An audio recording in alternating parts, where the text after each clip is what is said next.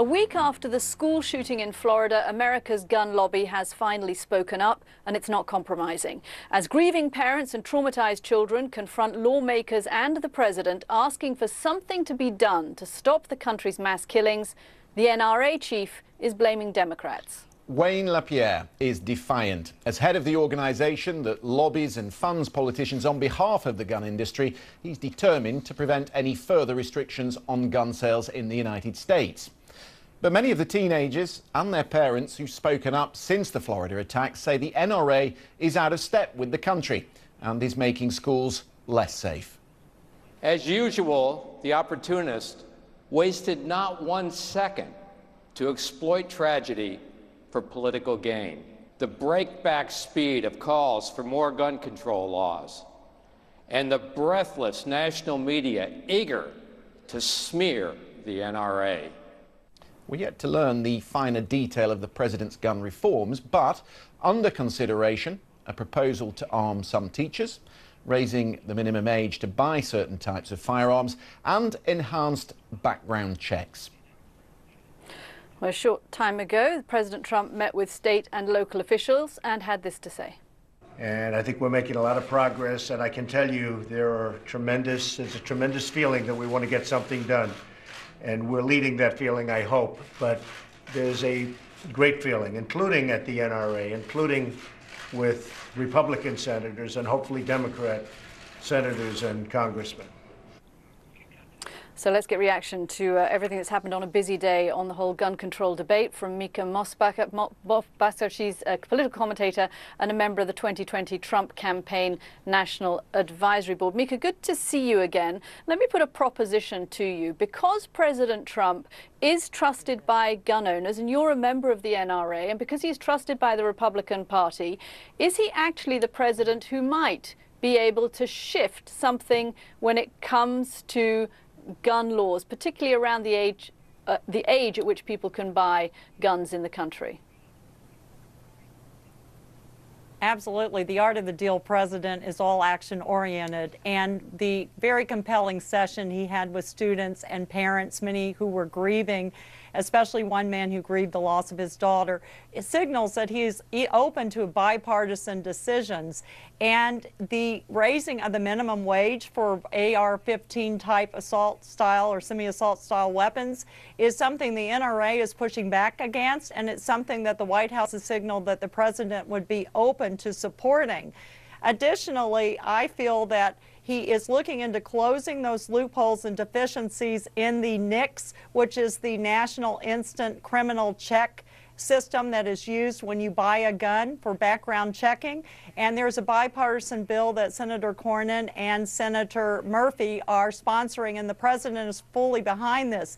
Additionally, I would be remiss if I did not bring up the blistering attacks, well-deserved, on the FBI, whose command center, which is a central call center in West Virginia, failed to pass on the tips. 2 tips they received that the Nicholas Cruz shooter had been identified as a clear and present danger to himself and potentially to those around him.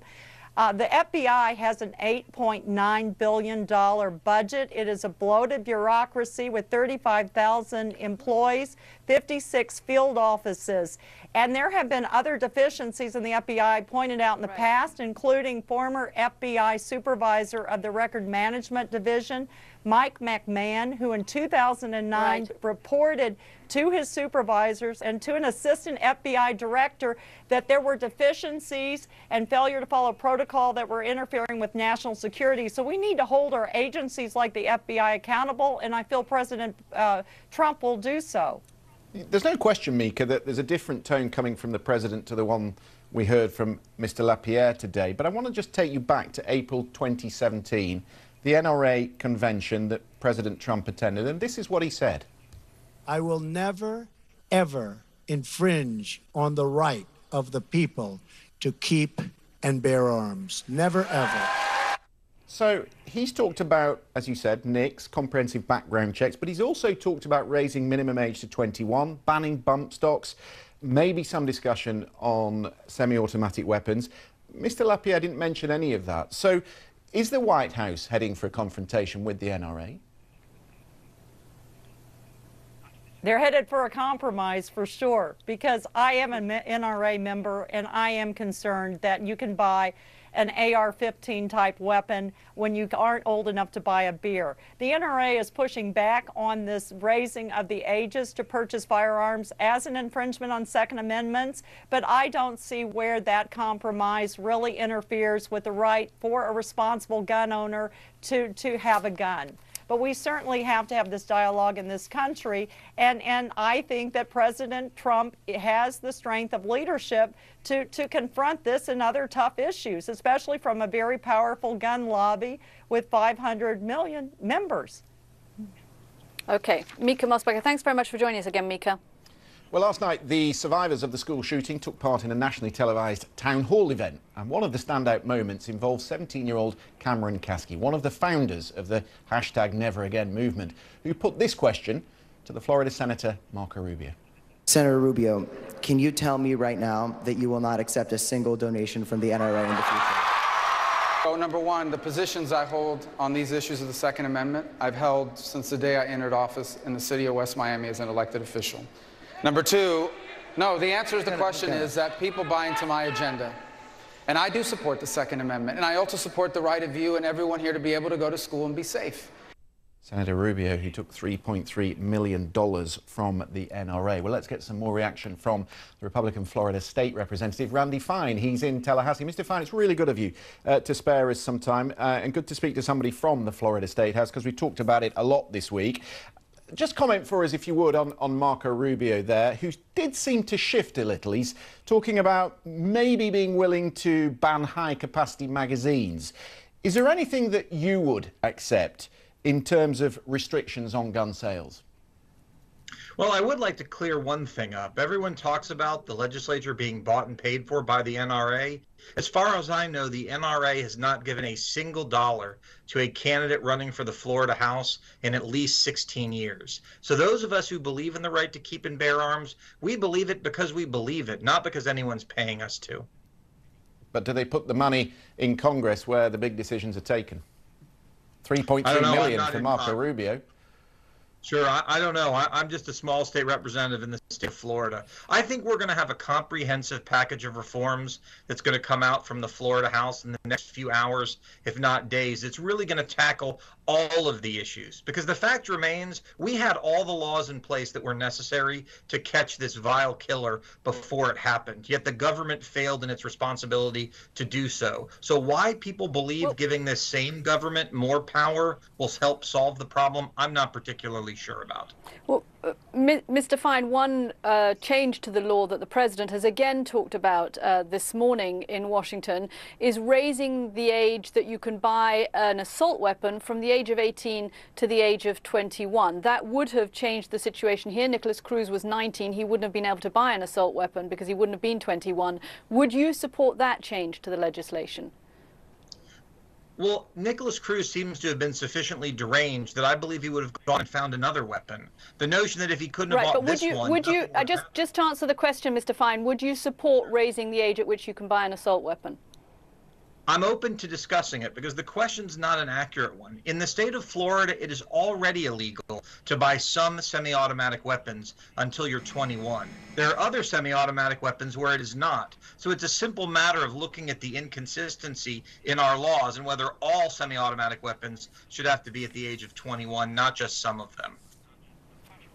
Would you also support, as Senator Rubio seemed to suggest in that town hall gathering last night, looking at high-capacity magazine clips which allow shooters, of course, to fire something like 30 bullets or even more before they have to pause?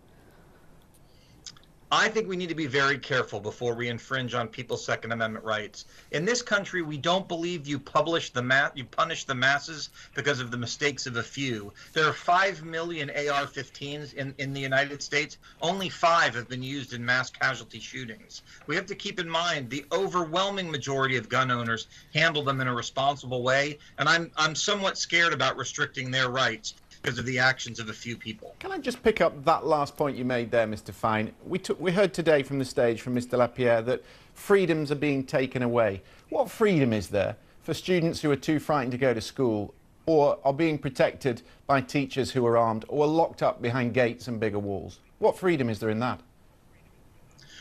Well, the fact of the matter is that we have to protect our kids, and whether it's from an AR-15 or someone who wants to run people over or use a pressure cooker filled with ball bearings, as happened in Boston, we need to protect our kids. And there are things I know in the Florida legislature we're going to be doing. But more importantly than protecting our kids, we need to figure out what is going on with our kids that makes them think that this is a good idea. The high school that I went to, we had guns hanging in the racks of our pickup trucks 25 years ago. Yet it never occurred to anyone to use those to shoot people. So we need to understand what's the underlying cause of this. We need to focus on the symptoms, don't get me wrong, but we need to focus on the underlying issue, which is what is going on with our children that is making some of them believe this is acceptable. Mr. Fine, it's really good of you to spare us some time. Thank you very much indeed. That speech, Cathy, today from Mr. Lapierre, it was quite a jaw-dropper. It was combative, it was acerbic, he blamed the elites, he blamed the European socialists, was one term that he used. But time and again, he kept referring back to the Second Amendment. We've heard an awful lot about it, and I know you've been looking at this and how the courts interpret it, what it protects and what it doesn't.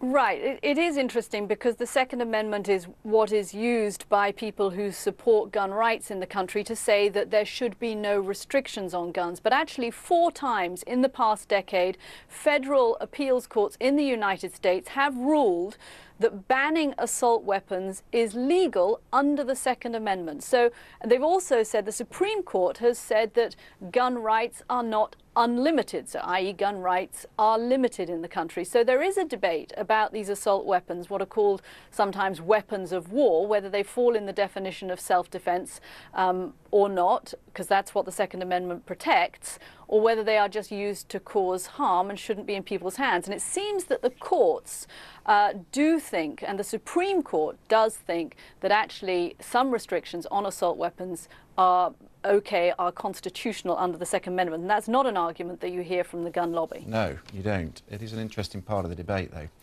Let's turn to Syria.